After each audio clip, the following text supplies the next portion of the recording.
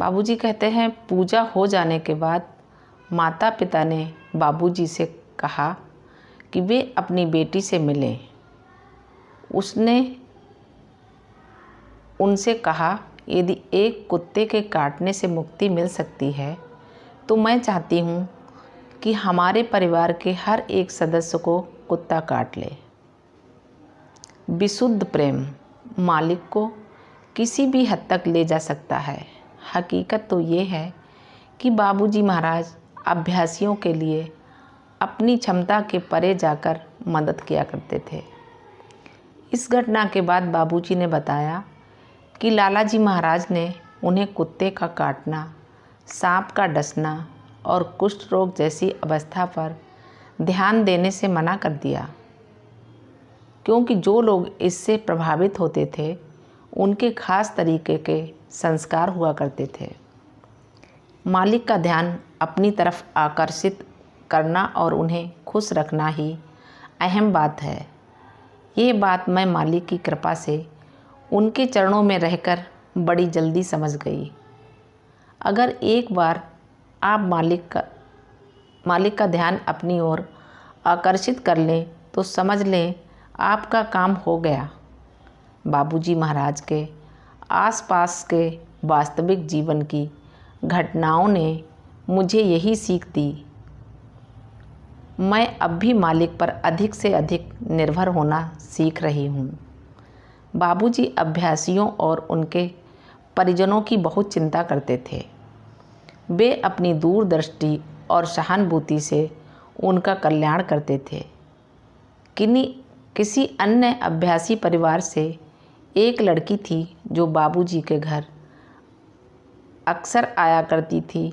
उसने बाबूजी से कहा कि वह उनके द्वारा चुने गए लड़के से ही शादी करेगी।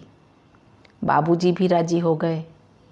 उसके परिवार ने भी बाबूजी से निवेदन किया कि वे उसके लिए वर की तलाश करें। फिर कुछ समय बाद उस लड़की के लिए शादी के संबंध आए। एक IAS अफसर, दूसरा बिजनेसमैन और तीसरा इंजीनियर था। परिवार के लोग दुविधा में पड़ गए और सभी की अलग अलग राय थी। जब लड़की से उसकी इच्छा पूछी गई तो उसने कहा वह केवल बाबूजी की पसंद और अनुमति से ही शादी करेगी। उसके माता पिता के पास कोई चारा नहीं था, इसलिए वे तीनों लड़कों की तस्वीरें लेकर बाबूजी के पास पहुंच गए। बाबूजी ने उन्हें इंजीनियर से शादी करवाने का सुझाव दिया। यह सुनकर उन लोगों ने पूछा, आपने IAS अफसर और बिजनेसमैन को क्यों नहीं चुना? बाबूजी ने कहा, आपने हमसे बहुत समय पहले बेटी के लिए वर चुनने को कहा था। साथ ही ये भी कहा था कि आप उसी से अपनी बेटी की शादी कराएंगे जिसे हम चुनेंगे। तो हमने इस इंजीनियर लड़के को चुना है। लड़की ने भी इंजीनियर से शादी करने के लिए जोर दिया। परिवार ने उनकी शादी कर दी और युवा वर वधू खुशी खुशी साथ रहने लगे। उनकी शादी के 6 महीने बाद ये खबर मिली कि IAS अफसर किसी भ्रष्टाचार के आरोप में फंस गया था और अपनी नौकरी भी खोने वाला था। उस बिजनेसमैन का एक्सीडेंट हो गया।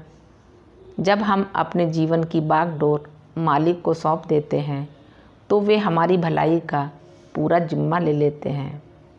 हमारे लिए क्या सही है ये हमें मालूम नहीं होता और हमारी दृष्टि केवल कुछ ही दूर तक देख सकती है, लेकिन मालिक के पास दूरदृष्टि होती है और वे हमारे संपूर्ण कल्याण को देखते हैं।